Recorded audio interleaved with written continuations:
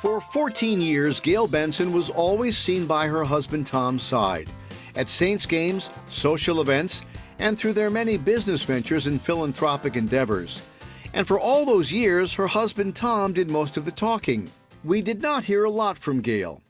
Then, in March of last year, Mr. Benson passed away, and Gayle Benson took on a new role, the head of their sports and business empire.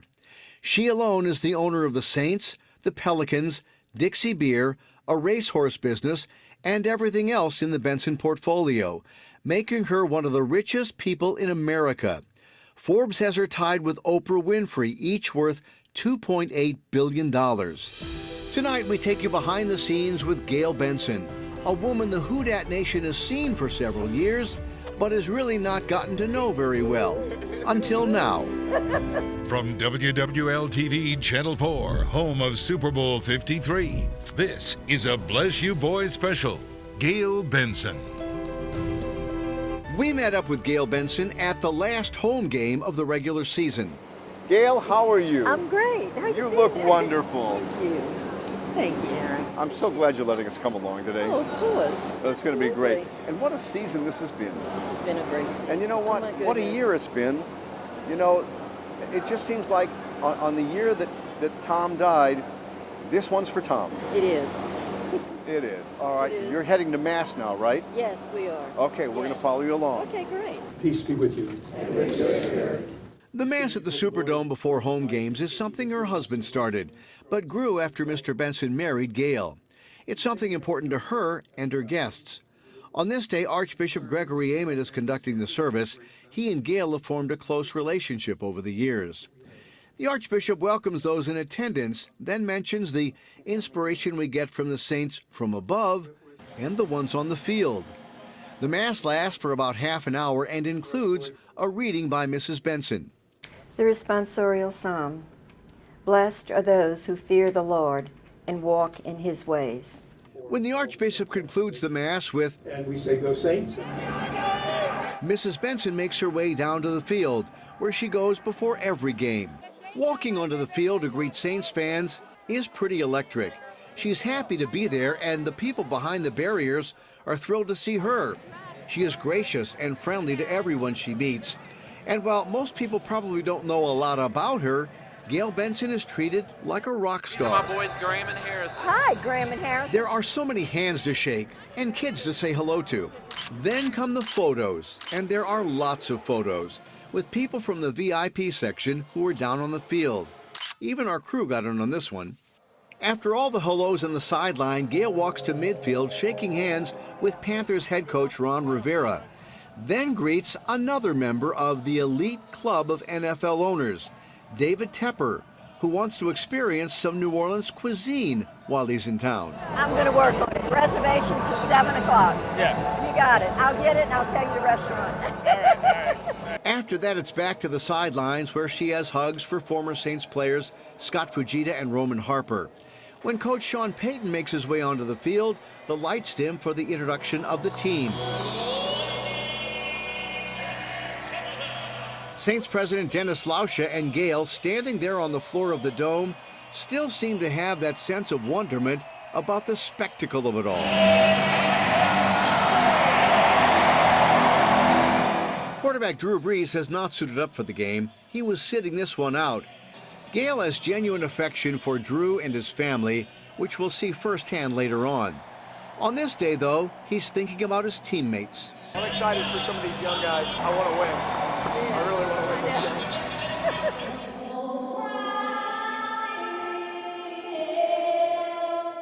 game. Mrs. Benson stays on the field with the players for the national anthem, taking the hand of center Cameron Tom.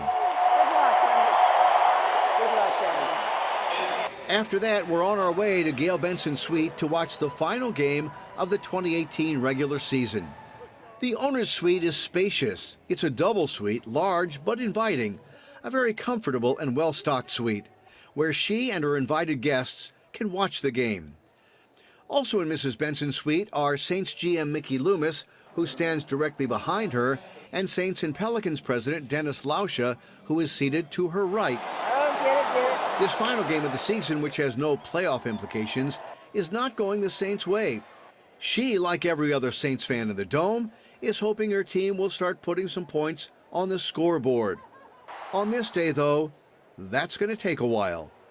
During a lull in the game, we leave the Benson suite to go visit the Brees family suite, something she says she likes to do at home games. As we walk down the hall, Gail talks about how close she is to Drew and Brittany. Gail is godmother to their daughter, Rylan. She also tells us the Brees family comes over every Christmas. Brittany tries to limit the amount of packages I get. I mean, they're little babies, so they, you buy a bunch of stuff. They love it. When we walk in, we catch Brittany while she's watching the game.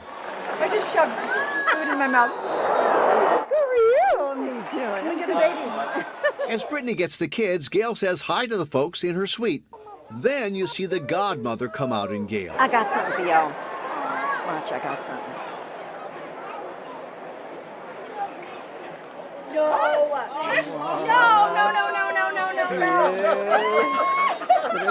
Where's Rylan? Where are they? I'm gonna let her come over here so we can give it to her. Come see. Come see, we got money. I missing them now. Yeah, you can put it in your bank, yeah. Oh, you want to put your jacket on so you can show you this. You guys are going to match. She wants to show you her number 9. I love your jacket. Oh, it's so My mom tried for number 9. She did. A special one, but she did. Oh, it's so I'm going to precious. picture of you and Mrs. Benson. Okay, watch out, hold on. Wait, I'm going to kneel down so we can get a good picture. On the way back to her suite, we talk about the other team she owns, the Pelicans. Gail says she goes to every home game and tries to make it to out-of-town games at least once a month. So who was the driving? Was it Tom or you for buying the Pelicans? Well, the Hornets then. Me. I thought so. He kind of went back and forth and back and forth on it, and then he finally said, okay, and so he got it. He always said I paid too much for it, and David Stern always says I would have taken less. We make our way back into her suite. There are reminders of her late husband Tom everywhere, including something new at the table where Mickey Loomis watches the game, a St. Tom Benson candle which Gail brought to the suite. Back in her seat, she continues watching the game and has the same feelings Saints fans had on that last game of the season. Finally, it's halftime, and the Saints have yet to score. Gail spends that time greeting her guests. She is warm and gracious to everyone. And from the governor's suite next door, First Lady Donna Edwards and her husband John Bell stop by. Gail, how are you? I'm good. How you doing? After all the socializing, the third quarter gets underway, and you can see on all the faces in this dome, this is not the game that fans had hoped for, including Gayle Benson. 30 to nothing. Oh, gee. Then finally in the fourth quarter, the Saints seem to come alive. That pleases the crowd and team owner Gayle Benson.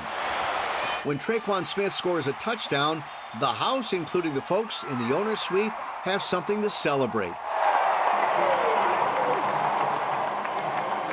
The Saints would go on to score one more touchdown, but lose the game.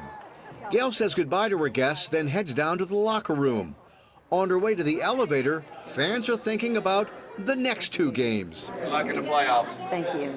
Coming up next, we have an in-depth conversation with Gayle Benson and learn some things about her late husband you probably didn't know. Gail, I don't know if you remember this, but when you first got engaged, I called you up and I said, "You're engaged to who?" Do you remember that? I do. And you told me the nicest story. Well, we met at Mass on one Monday morning. And just totally by chance. It was, because I was very active at the cathedral, and I'd read during the week, because I'd go to Mass every day. And he, I think, came to that church, Mass on that day, because it was the anniversary of Grace's death. So that was the reason why he came. And we met, and he wanted to meet, or tell the Monsignor hello, and then he saw me and looked at me with those gorgeous blue eyes, and I said, I'm not doing this. So I scurried out of there. Just had met him, shook his hand, said hello. And And then the next day, the Monsignor told me that he had called and wanted my number. And I said, oh, no, we don't do that. Was that kind of intimidating that Tom Benson wanted your number? Well, it wasn't that Tom Benson wanted my number, because I really didn't really know who he was. I mean, I really didn't follow football. I mean, he wasn't like on my radar. And I wasn't in a dating mode. The biggest thing to me was I just didn't want to date. I didn't want to be involved with anybody because I had my own business, and I thought I was in good shape, and I was happy and just clicking along. And, you know, Eric, nothing intimidates me. Nobody and nothing. The only thing that intimidates me is God, and that's it. And so then you guys started dating? He asked me to a game. It was an arena football game. And at first I didn't want to take his calls, and I really was kind of fighting it for a week or so, 3 or 4 days. And then I took his call, and he told me that we would be going to this arena football game, and he would have his driver pick me up. And I said, oh no, I could do that. I can drive to the arena. I know where it is. And I was sort of adamant about him not kind of wanting to pick me up and all that stuff. I was. Did he at least send a parking pass over? No, I ended up, his driver picked me up. Oh, okay. And his driver picked me up, and, you know, when we got there, he brought me straight on the field. And, you know, I was a little taken aback by that, you know, and because he was bragging a lot, and it was bothering me. I didn't like people that bragged a lot. What do you mean bragging a lot? Well, he was telling me about his farm, or his ranch, and his dealerships, and his boat, and going to Manresa, and he just started. Oh yeah, and he owned the Saints. Yeah, you know, and I'm like, yeah, okay, whatever, you know, and I was set in my own little life and was perfectly happy, and I was never the kind of person that wanted something that somebody else had. I always felt like you're happy in your own skin, in your own world, and yeah. you're happy, and I was fine. And so after the game, well, we went upstairs to the suite, and I thought I would get lost in the crowd. That's what I was kind of looking forward to. And when I got up there, because I figured the suite would have at least 20 or 30 people in it, when I got up there, he sat me next to him. And I got really nervous. And, you know, I got through the day and hadn't eaten all day because I wasn't going to eat in front of him. And after the game, he said, you want to go to dinner? And I was thinking, well, we'd have a whole bunch of people with us, so it was going to be safe, you know. And we got into the parking lot, and he said, okay, everybody, go home. I'm good. I'm going to drive. And I said, oh, my goodness. So we get in the car, and he passes up Delmonico's. And I said, we just passed up the restaurant. He said, I know, we're going to go out to the boat dock, and I'm going to show you where my boat is. So we go out to the boat dock, and he goes, you see this dock? My boat fits in that hole. And I'm like, oh, okay, great. Looks pretty dock. I mean, what are you going to say? So I'm hearing that Tom Benson was kind of a ladies' man. Yeah, I mean, he was like, you know, telling me all these things about him. And, you know, we driving back to go to Delmonico's finally, and he looks at my hand, and he goes, what are those rings you're wearing? Are you married? I said, if I were married, I wouldn't be here. I said, no, I'm not married. I said, those are rosary rings.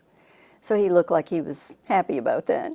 And we go to Delmonico's, we have dinner, and after dinner, he just sort of brings me back home, and there's no problems. He doesn't want to push his way in, and he just shook my hand and said, thank you very much. And I thought, that was nice. That was a good experience. So I go inside, and I'm thinking, I'm not going to hear from him again. And because during the dinner conversation, he's telling me about all his stuff, which I really wasn't interested in. And he told me that he was going to Manresa. Well, you know, a lot of men would tell you that just to, sure, you know, to get closer to you. I said to myself, right, he's going to Manresa. That's good. And so I didn't hear from him for about a week, maybe 10 days or so. And he called. And he said he would like to take me to another game. I said, okay. So I went, and it was kind of the same situation. And then he started asking me to dinner 2 or 3 times a week. And, you know, I started getting to know him a little bit. And each time he would drop me off, he would always blow me a kiss. And it just stole my heart. You know, and I guess a lot of people thought it was an unlikely relationship, but It really worked, didn't it? It did work. We were very, very close. I mean, we were together 24/7.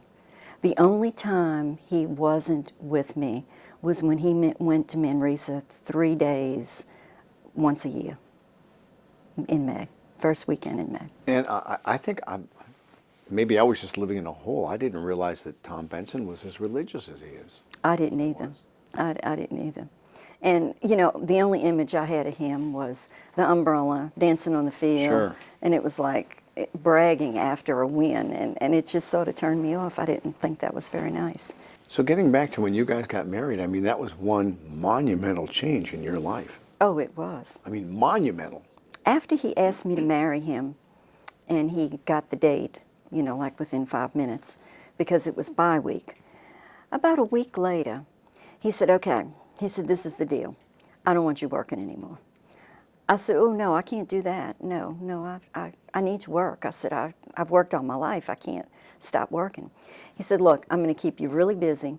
I want the design business going. I want all the real estate going. I want everything erased from your life. I said, oh, Tom, I can't do that. I said, I've worked 30 years for this. I can't just sell everything. Because, you know, I'm thinking, what if he doesn't like me? Yeah, what if I marry him and he says, I don't like her anymore, I'm going to get rid of her.